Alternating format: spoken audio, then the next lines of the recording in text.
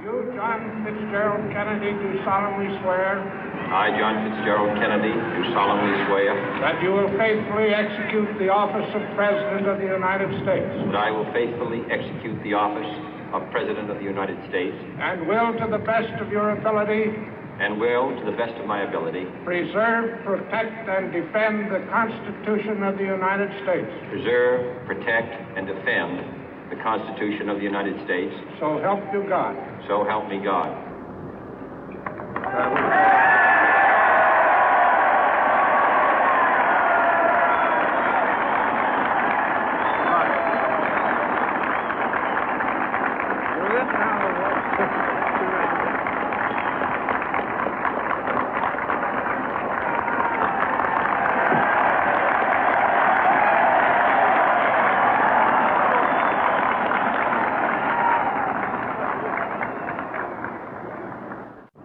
Vice President Johnson, Mr. Speaker, Mr. Chief Justice, President Eisenhower, Vice President Nixon, President Truman, Reverend clergy, fellow citizens. We observe today not a victory of party, but a celebration of freedom, symbolizing an end as well as a beginning, signifying renewal as well as change.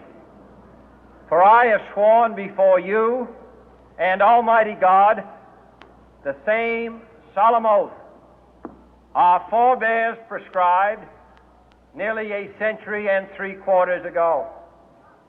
The world is very different now, for man holds in his mortal hands the power to abolish all forms of human poverty and all forms of human life. And yet the same revolutionary beliefs for which our forebears fought are still at issue around the globe. The belief that the rights of man come not from the generosity of the state, but from the hand of God.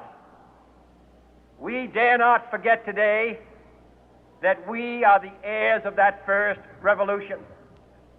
Let the word go forth from this time and place to friend and foe alike that the torch has been passed to a new generation of Americans born in this century, tempered by war, disciplined by a hard and bitter peace, proud of our ancient heritage, and unwilling to witness or permit the slow undoing of those human rights to which this nation has always been committed and to which we are committed today at home and around the world.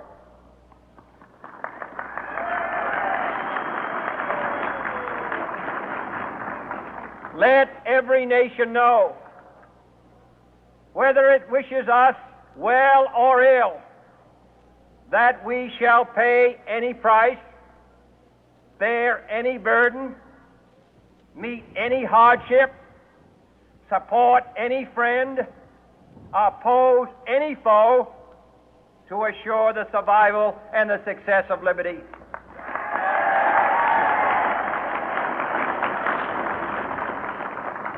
This much we pledge and more. To those old allies whose cultural and spiritual origins we share, we pledge the loyalty of faithful friends. United, there is little we cannot do in a host of cooperative ventures. Divided, there is little we can do, for we dare not meet a powerful challenge at odds and split asunder. To those new states whom we welcome to the ranks of the free, we pledge our word that one form of colonial control shall not have passed away, merely to be replaced by a far more iron tyranny. We shall not always expect to find them supporting our view, but we shall always hope to find them strongly supporting their own freedom, and to remember that in the past, those who foolishly sought power by riding the back of the tiger ended up inside.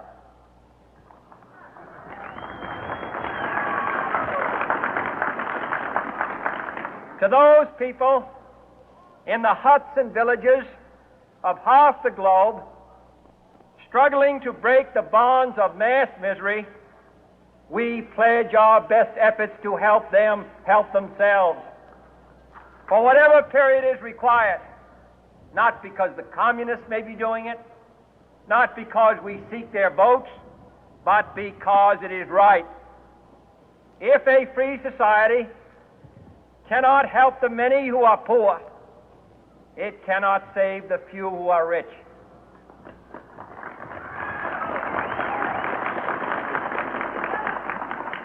To our sister republics south of our border, we offer a special pledge to convert our good words into good deeds, in a new alliance for progress, to assist free men and free governments in casting off the chains of poverty.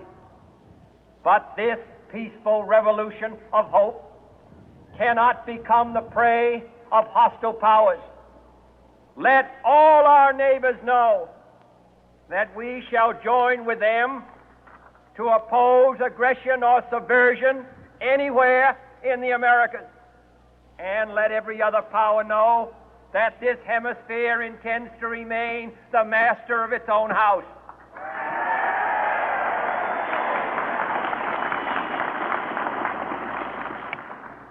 To that World Assembly of Sovereign States, the United Nations, our last best hope, in an age where the instruments of war have far outpaced the instruments of peace, we renew our pledge of support to prevent it from becoming merely a forum for invective, to strengthen its shield of the new and the weak, and to enlarge the area in which its writ may run.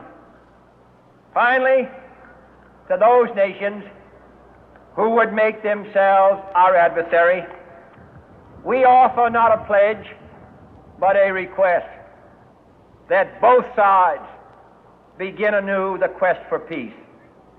Before the dark powers of destruction, unleashed by science, engulf all humanity in planned or accidental self-destruction, we dare not tempt them with weakness, for only when our arms are sufficient beyond doubt can we be certain beyond doubt that they will never be employed. But neither can two great and powerful groups of nations take comfort from our present course, both sides overburdened by the cost of modern weapons, both rightly alarmed by the steady spread of the deadly atom, yet both racing to alter that uncertain balance of terror that stays the hand of mankind's final war. So let us begin anew, remembering on both sides that civility is not a sign of weakness, and sincerity is always subject to proof. Let us never negotiate out of fear, but let us never fear to negotiate.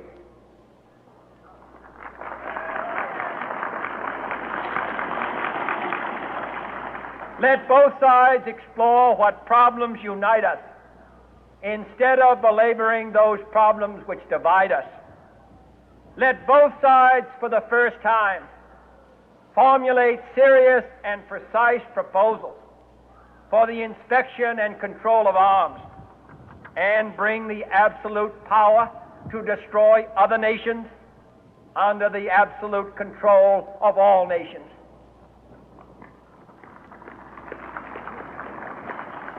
Let both sides seek to invoke the wonders of science instead of its terrors. Together, let us explore the stars, conquer the deserts, eradicate disease, tap the ocean depth, and encourage the arts and commerce. Let both sides unite to heed in all corners of the earth the command of Isaiah to undo the heavy burden and let the oppressed go free.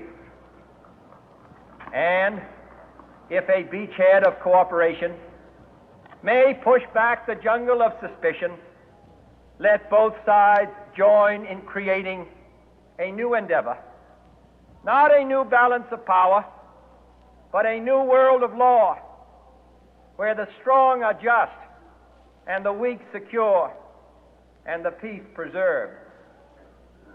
All this will not be finished in the first 100 days, nor will it be finished in the first 1,000 days, nor in the life of this administration, nor even perhaps in our lifetime on this planet. But let us begin.